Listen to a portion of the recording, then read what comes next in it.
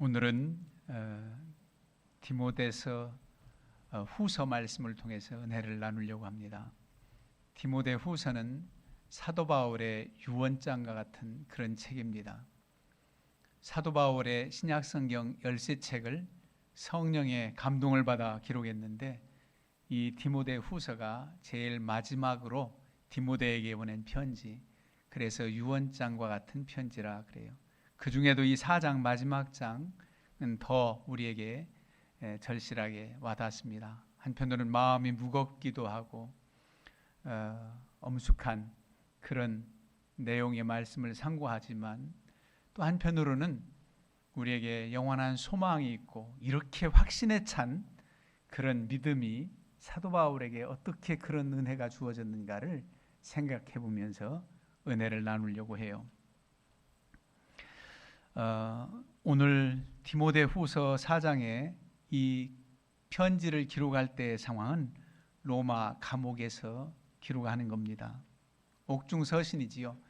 그야말로 그냥 신약성경에서 보통 사도 바울의 옥중서신 4책을 말하면 그 1차 투옥 때 에베소, 빌립보, 골로새 교회에 보낸 편지와 빌레몬에게 보낸 편지 이 4책을 옥중서신 그래요. 그게 바로 1차 투옥 때입니다.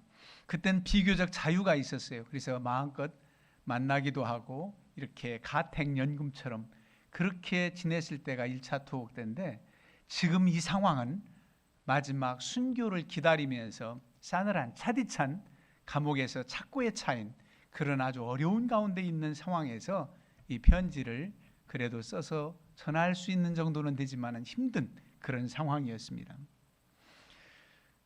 본서에 보면 어떤 상황인지 자신이 이렇게 표현을 합니다. 6절에 보면 전제와 같이 내가 벌써 부어지고 나의 떠날 시각이 가까웠도다. 죽음의 순간, 순교의 날이 가까워 오고 있음을 이렇게 고백하고 있습니다. 사도 바울이 죽음을 두려워하거나 그런 모습은 그의 서신서를 통해서도 우리는 얼마든지 찾아볼 수 있어요. 두려워하지 않는다는 사실을 알 수 있습니다. 그래서 복음 전파에 얼마나 고난이 힘들었는지 오히려 사도 바울은 빌립보서에 이렇게 기록하고 있습니다. 내가 그 둘 사이에 끼었으니 차라리 세상을 떠나 그리스도와 함께 있는 것이 훨씬 더 좋은 일이라. 그렇게 하고 싶으나 내가 육신으로 있는 것이 너희를 위하여 더 유익하리라. 그리스도와 함께 있는 것이 훨씬 더 좋은 일이고 주님 앞에 나아가고 싶다. 개인적으로는 모든 이 복음의 무거운 짐을 내려놓고 주님과 연합하고 싶다. 그러나 내가 지금 더 있는 것이 너희에게 유익이다.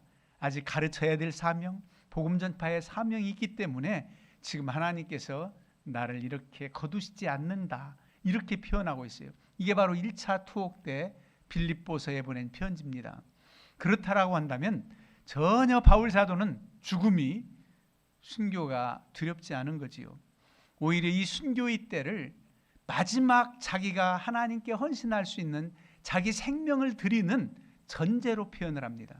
전제는 포도주 같은 걸 부어드리는 제사예요. 매일 번제 시에 포도주를 부어드리는 붓는 제사, 그게 바로 전제입니다. 전제와 같은 제물이 돼서 하나님 앞에 내 몸을 드린다는 그런 결단, 그런 믿음이 확신이 있다는 거예요. 그러면서 부탁을 합니다. 아들과 같이 여기는 제자 디모데에게 너는 어서 속히 내게로 오라는 겁니다. 9절에 너는 어서 속히 내게로 오라.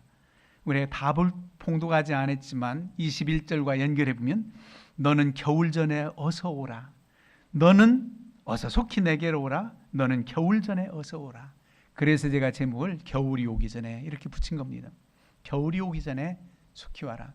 여러분, 겨울이 오기 전에 순교를 앞둔 바울 사도로서는 디모데를 만나서 어떤 당부를 하고 싶었는지, 오늘 9절 위에 표제어에 보면은 사사로운 부탁했지만 사적인 부탁을 하는 것이 다가 아니라 오히려 디모데를 불러서 마지막 복음에 대한 열정과 당부하고 싶은 사실이 있다는 것을 생각해 보면 항상 하나님의 일, 하나님 우선으로 살아가는 바울 사도에게 있어서는 바로 이게 공적인 일이지 사적인 일이 아닙니다. 디모데를 빨리 보고 싶다, 와달라, 그것조차도 하나님 뜻에 따라서 그렇게 부탁을 한다는 사실입니다. 그러면서 겨울 전에 어서 오라. 왜 겨울 전에 오라고 하느냐면 지금 디모데는 에베소 교회에서 사역하고 있습니다. 로마까지 오려면 지중해를 거쳐야 되는데 10월부터 4월까지가 겨울철, 파도가 높아서 도저히 위험스럽고 올 수가 없고 때로는 배가 뜨지 않기 때문에 겨울 전에 오라는 겁니다. 바울 사도도 유라굴로 광풍을 만나서 아주 힘들었던 때가 있어요. 그레데섬 미항에 이 철은 도저히 갈 수 없으니 여기서 머무르고 봄철에 가는 게 좋겠다. 바울 사도가 로마 감옥 빨리 들어가고 싶지 않아서 그런 게 아니에요. 위험하다는 겁니다. 그런데도 그를 호송하는 율리오는 선장 선주의 말을 듣고 이런 날도 가봤다고. 그래가지고 가다가 유라굴로 광풍을 만나지 않았습니까? 그래도 하나님께서 바울을 살릴 사명이 있었기 때문에 배에 탄 사람 모두가 생명의 위협을 당하지 않고 건짐을 받았지만은 그게 바로 겨울철이에요. 그런 어려움이 있으니 겨울 전에 오라는 겁니다. 겨울 전에 어서 와라. 여러분, 우리가 겨울이라고 표현하면 좀 움츠러들고 활동이 부자유하고 여러 가지 어려움을 표현할 수 있는 계절입니다. 그래서 예전에는 겨울 전에 월동 준비해가지고 시골에서는 나무를 많이 해다가 추녀밑 같은데 또 장작을 패서 쌓아놓아요. 겨울을 지내기 위해서. 도시에서 빚며 어려운 사람들은 연탄을 그 어느 때보다도 겨울을 대비해서 많이 쌓아다 놉니다. 그 시절에도 가난한 사람은 새끼줄로 연탄 2장만 들고 다녀요. 들고 가서 불 피울 정도로 그런 어려운 시대가 있었습니다. 겨울 준비하는 거죠. 김장을 한다. 겨울 준비합니다. 그런데 그런 겨울 준비보다 이 바울 사도가 지금 마지막 순교를 앞두어서 빨리 만나고 싶은 디모데에게 겨울 전에 오라는 것이 영적으로 이런 느낌이 듭니다. 시대적 겨울, 인생의 겨울, 주님이 부르실 날.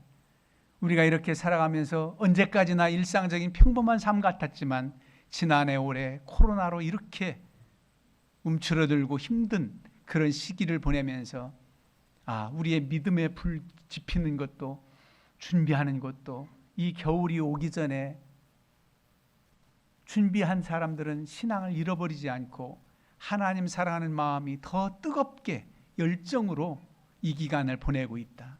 그렇지만 겨울을 준비하지 못한 시대적 이 어려움을 준비하지 못한 이들은 믿음을 저버리고 하나님을 떠난 사람들도 많지 않은가.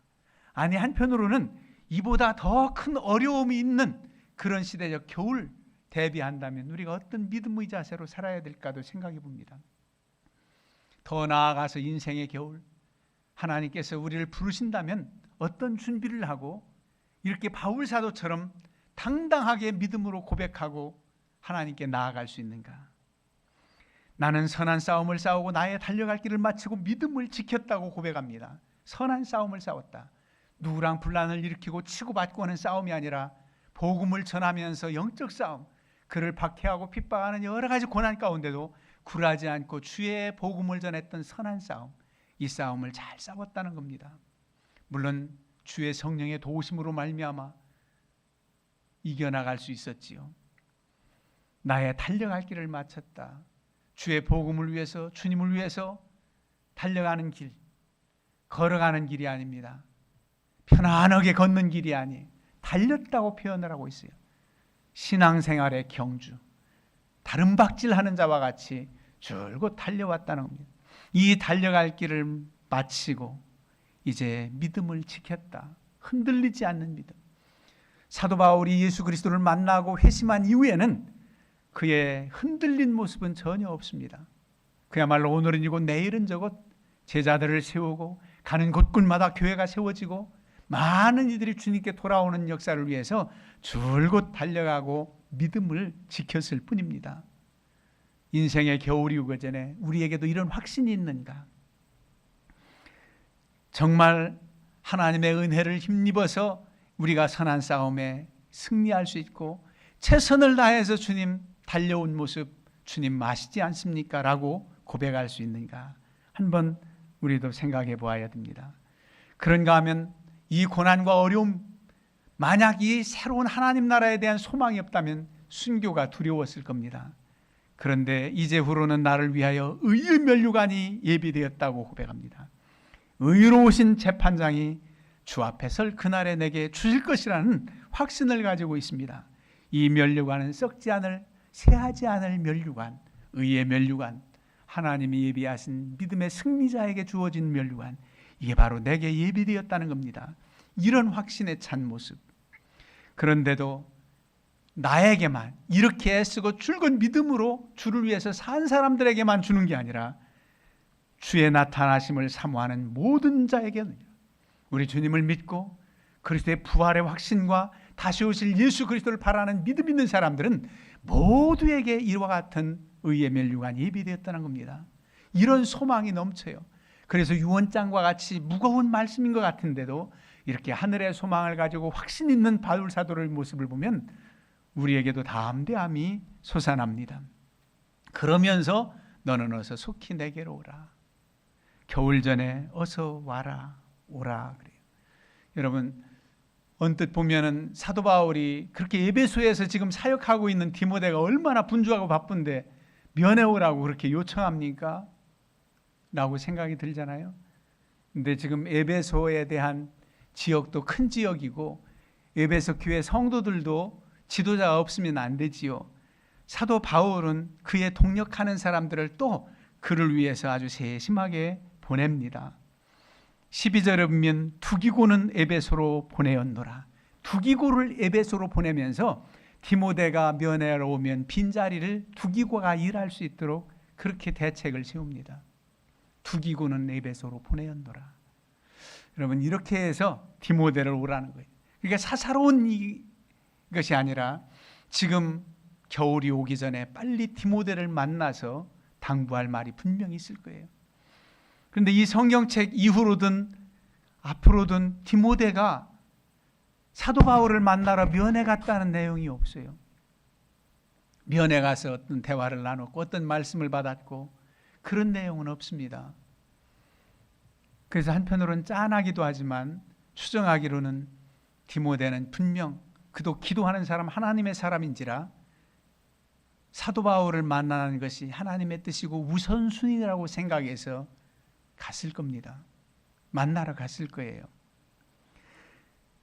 그런가 하면은 사도 바울의 그 복음 사역에 사람 세우는 열매가 나옵니다. 열매가 나와요. 다 바울 사도와 함께 동력하고 믿음으로 세워져서 한 사람도 주님을 떠나지 않았으면 좋겠지만은 떠난 사람도 있어요. 10절에 보면 데마는 이 세상을 사랑하여 나를 버리고 데살로니가로 갔다. 데마라는 사람은 함께 있었지만 나를 버리고 갔다는 것은 나와 함께하는 신앙의 길을 버리고 갔다는 겁니다. 참 안타깝지요. 이런 사람이 있었어요.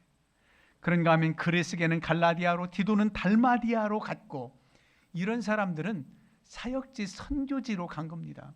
그래서 그런 곳에서 또 주의 제자로서 최선을 다해서 복음을 전하는 이들이 있겠지요. 그런 사실입니다. 그리고 열매로 맺혀져서 남아있는 자들이 더 많습니다. 누가만 지금 나와 함께 있다. 이 디모데 후서도 누가가 대표를 했을 겁니다. 그러나 바울 사도가 불러준 이 말씀이 사도 바울 서신인 것이지요. 이 의사 누가는 바울 사도를 건강을 책임지고 보필했던 그런 의사 누가입니다. 누가가 바로 누가복음과 사도행전의 저자입니다. 이 의사 누가는 바울 사도 2차 전도여행 때부터 함께 했던 사람인데 하나님은 참 신비해요. 다 피할 길을 주세요. 그렇게 질고를 인해서 어려움 당하는 바울 사도가 내 이 찌르는 가시를 좀 고쳐달라고 하나님 앞에 간절히 기도했지만 내 은혜가 내게 족하도다 라면서 바울 사도의 질병을 고쳐주지 않았어요. 그래서 사도 바울은 그야말로 얘기하듯 걸어다니는 종합병원이었을 거다. 참으로 몸이 약했을 것이다.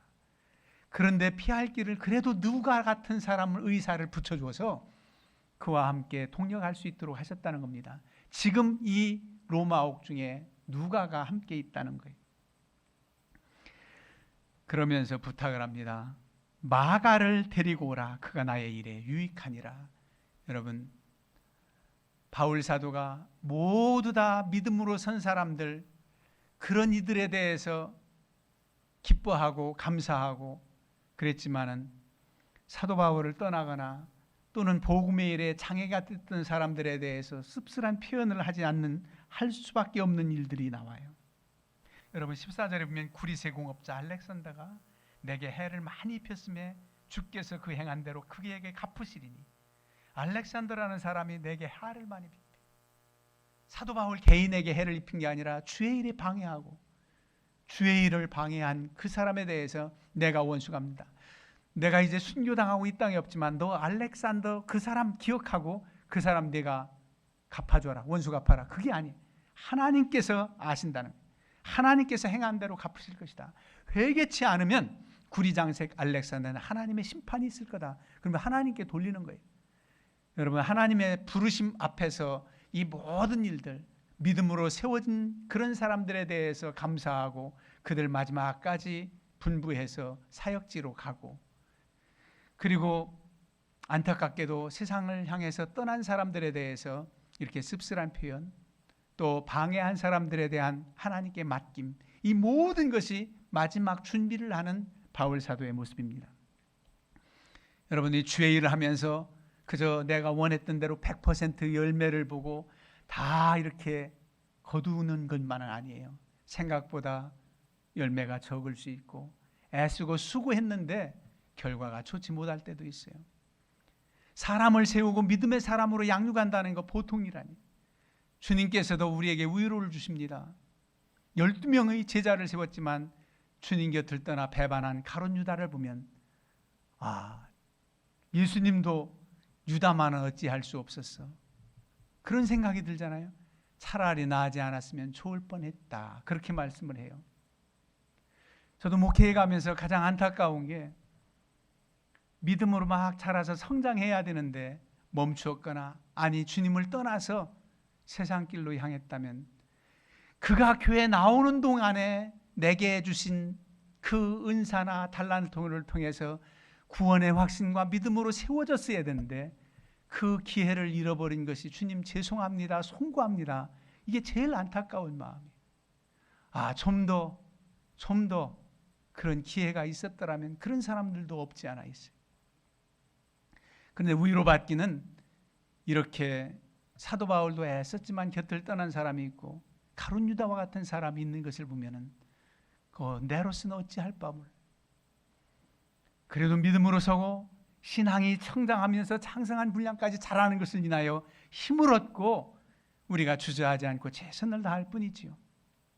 그런데 한편으로는 주께 송구하고 그런 마음이 듭니다. 여러분, 오늘 바울 사도는 이렇게 마지막에 나를 만나러 오라 그러면서 두 가지 부탁을 해요. 세 가지 부탁이지요. 마가를 데려와라. 마가를 데리고 와라.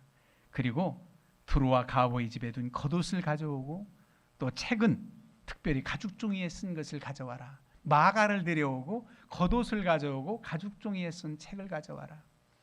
여러분, 디모데 너 혼자 빨리 와 이게 아니라 이 세 가지 부탁을 하고 있어요. 이 세 가지 부탁을 받았기에 더 사모하고 간절한 마음으로 더 싸늘한 감옥 추워지기 전에 겉옷을 가져가야지 그런 마음이 들지 않겠습니까? 마가를 데려오라는 것에 특별히 또 뜻이 있어요. 이 마가 요한은 말이지요, 바나바의 생질이고 마가복음의 저자입니다. 마가복음. 누구 집 아들이냐 하면 예수님 최후의 만찬 때 마가의 다락방이죠. 또 120문도 기도했던 마가의 다락방, 최후의 만찬했던 그 여인의 주인, 여주인의 아들이란 말이에요. 그러니까 예전에 120여 명이 들어갈 수 있는 마가의 다락방 하면 여러분 얼마나 부잣집이었을까? 부잣집 아들이었다고 추정을 할 수 있습니다. 이 마가 요한이 바나바의 생질이기도 한 이와 함께 사도 바울이 1차 전도 여행을 떠났어요. 마가 요한을 데리고 갔습니다. 바나바와 함께 갔잖아요.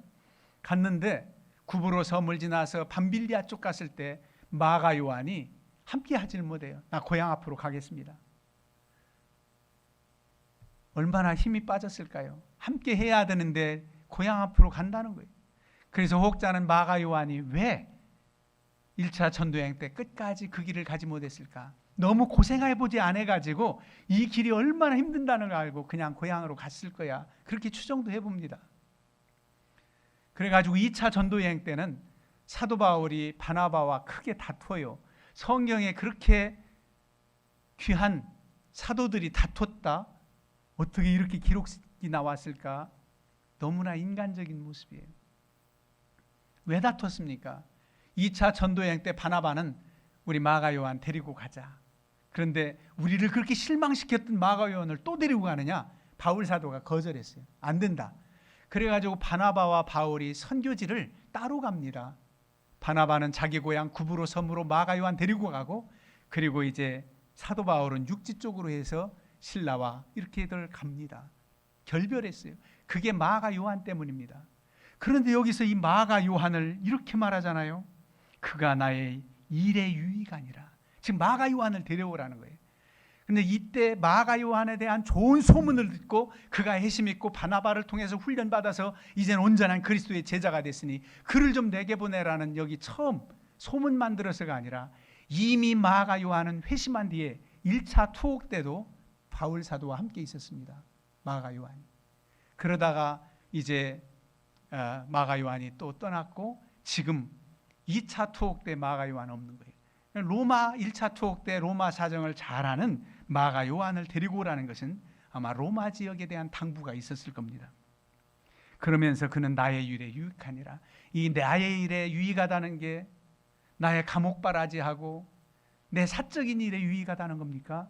바울 사도는 나의 일이 곧 하나님의 일이에요. 로마 지역에 대한 복음 전폐해야 되는 사명을 마가 요한에게 전해주고 싶고 당부하고 싶었을 거예요. 그래서 그를 돌아오라고 하는 겁니다. 그리고 겉옷입니다. 겉옷은 그냥 걸치는 폼 잡는 옷이 아니라 저녁에는 덮는 이불입니다. 겉옷이 그래요. 추워지기 전에 이 겉옷을 가져와서 겨울을 모면한다기보다 저는 그런 마음이 와닿아요.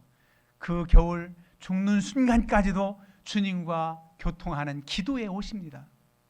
그 옷을 걸치고 주님과 교통하는 그런 심정으로 당부하지 않았을까. 그리고 성경은 이 당시 신약 성경이 없어요. 구약 성경을 말합니다. 구약 성경을 가져와라.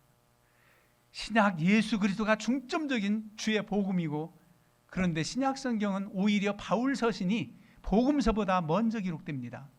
마태, 마가, 누가, 요한 네 복음보다 사신 바울 서신이 더 오히려 먼저 기록돼요. 그런 마당에 구약 성경을 가져라는 것은 구약 성경도 주님이 이 땅에 오실 계시와 구약 말씀을 잘 알고 또 묵상하고 그 말씀을 가르쳐 그 말씀과 적용해서 예수 그리스도가 바로 약속하신 메시아다 하는 것을 유대인들을 전도하기 위해서는 구약 성경을 몰라서는 안 돼요. 마지막 순간까지도 이 말씀을 붙잡고 이 말씀을 가르치기를 원했던 그런 모습이에요. 왜 겉옷이 드로아 가보이 집에 있었을까? 그쪽 지역을 복음 전도하다가 춥지 않을 때에 드로아 가보이 집에 옷을 놓고 이제 선교를 다녔다고 봅니다.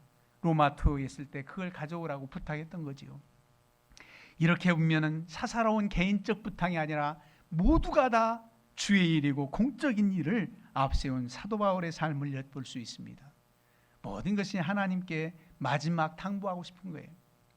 예수님께서도 요한복음 17장 마지막 구절에 내게 맡겨주신 제자들을 보존하고 지키었나이다.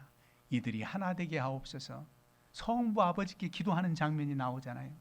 그런 당부를 지금 디모데는 하는 겁니다. 이게 바로 순교 바로 직전에 디모데를 만나서 당부하고 싶었던 것을 우리가 생각해 보았습니다.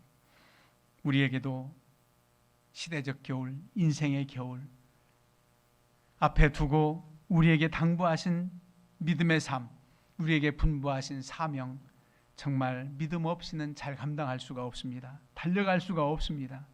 주의 성령의 도우심을 힘입고 힘차게 달려가서 바울 사도가 확신했던 하나님의 나라, 그리고 상급 의의 면류관이 예배되었다는 그런 믿음으로 늘 달려가 승리하시기를 주님의 이름으로 축원합니다.